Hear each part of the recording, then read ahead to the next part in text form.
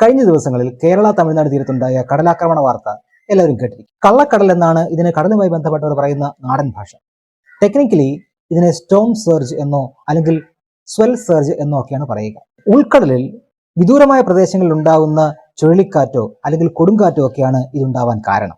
എന്താണ് ഈ കള്ളക്കടൽ അല്ലെങ്കിൽ സ്വെൽ സർജ് എന്നും എങ്ങനെ ഇത് ഉണ്ടാകുന്നു എന്ന് നമുക്ക് നോക്കാം.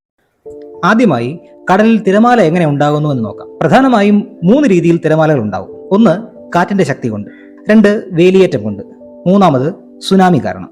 ഏറ്റവും സാധാരണം കാറ്റ് മൂലമുണ്ടാകുന്ന തിരമാലയാണ്. കാറ്റിൽ നിന്നും ജലത്തിന്റെ ഉപരിതലത്തിൽ കിട്ടുന്ന ഊർജ്ജമാണ് തിരമാലയായി മാറുന്നത്.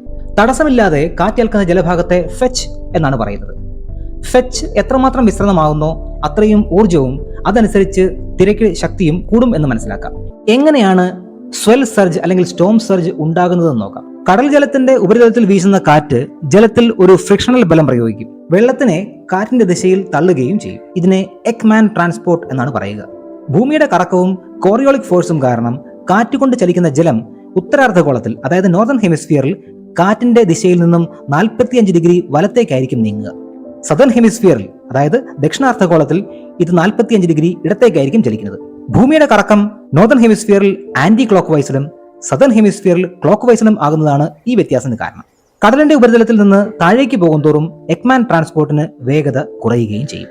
കാറ്റിൽ നിന്ന് കിട്ടുന്ന ഊർജ്ജവും എക്മാൻ ട്രാൻസ്പോർട്ടും ചേർന്ന് തിരകൾ ലംബമായി, അതായത് പെർപെനിക്കുലറായിട്ട് തീരത്തേക്ക് നീങ്ങുകയും തിരകളുടെ ശക്തി കൂടുകയും, അതായത് ഒരു സർജ് ഉണ്ടാവുകയും ചെയ്യും. ഇനി തീരത്തിന് ലംബമായിട്ടല്ലാതെ എതിർ ദിശയിലാണെങ്കിൽ തിരത്തള്ളൽ കുറയുകയും സർജ് കുറയുകയും ചെയ്യുന്നതായി കാണാം.